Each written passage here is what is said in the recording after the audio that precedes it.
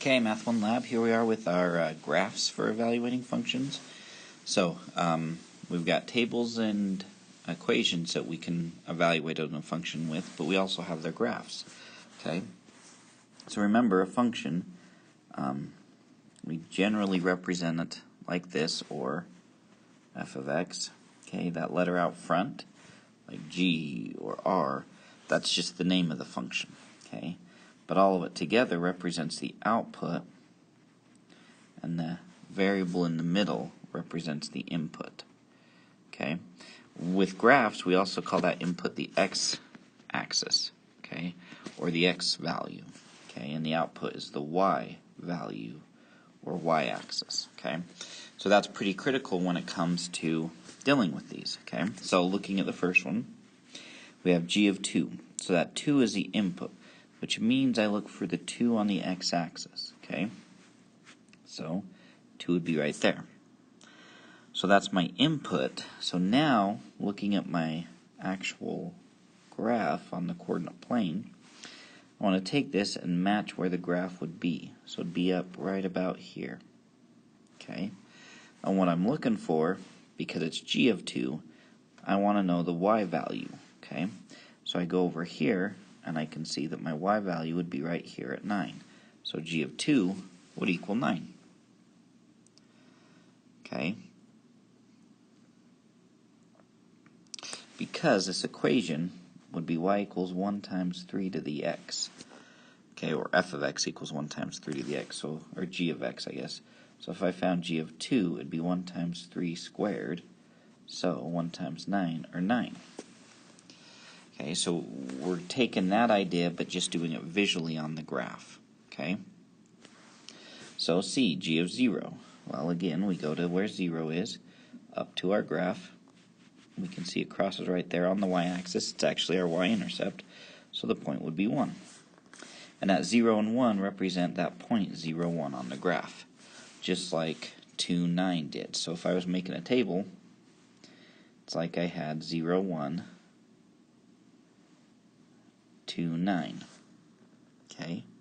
Now for part B, it's actually going backwards, isn't it? It's telling me g of x equals 3.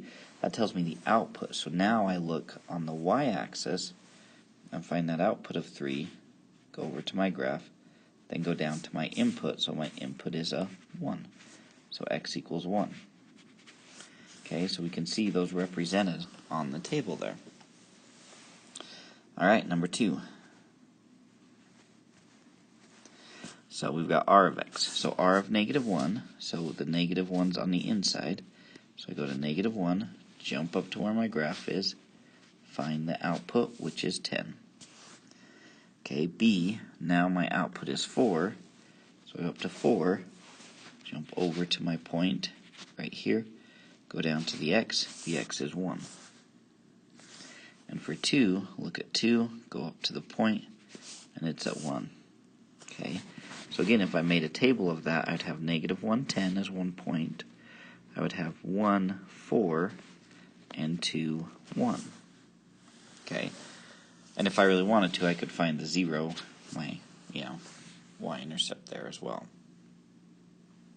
Okay. That's all there is to it on these.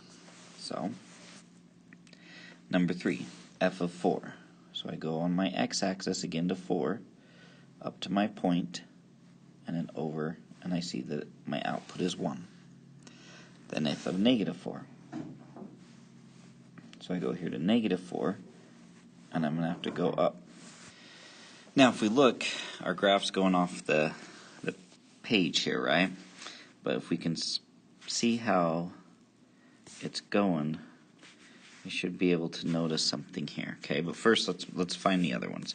So f of x equals 4. So if I look at my 4 right here on my y, since this is f of x equals and not f of 4, notice the difference here. So my x value would be 0. Okay. Then f of x equals 7. So 7 would be up here. And again, that's off the page. So we need to kind of see what's happening here. Okay. But I should be able to see that I'm going down 3 to the right 4. So I'd go to the left 4 and then up 3. So it's actually these 2 points are connected, aren't they? So f of negative 4 equals 7. So if f of x equals 7, x equals negative 4. Okay. Alright, number 4. So g of negative 1. So negative 1's right there. Go down. My g of negative 1 is going to be negative 2. G of negative 3 is right here. Go down again. I see that it goes over at negative 4. So notice this, g of x equals negative 4. Well, we already know what it is. It's negative 3. We already did that one. X equals negative 3. G of x equals negative 1. So negative 1 would be right there. That's going to have an x value of 0. Okay. Number 5. H of 0. So 0's the y-axis. So our y-intercept is at negative 5. Okay. H of 3. If I go to 3 right there. Okay. If I look at that, it looks like it's about halfway. I'm going to guess it's about negative 1/2. Okay. Then h of 1. So up here at 1, go over to my x. My x is going to be at 4. And then negative 2 right here. Go over and up, and it's a positive 2. Okay, number 6, d of negative 5. Negative 5 is right there. Going up, my y is 1. D of 4, 4 right here. Going up, my y is 2. D of x of 4, so we'll go to 4. Looking over, you can see my point right there. Going down, x is 3. And d of x equals 0 would be right there.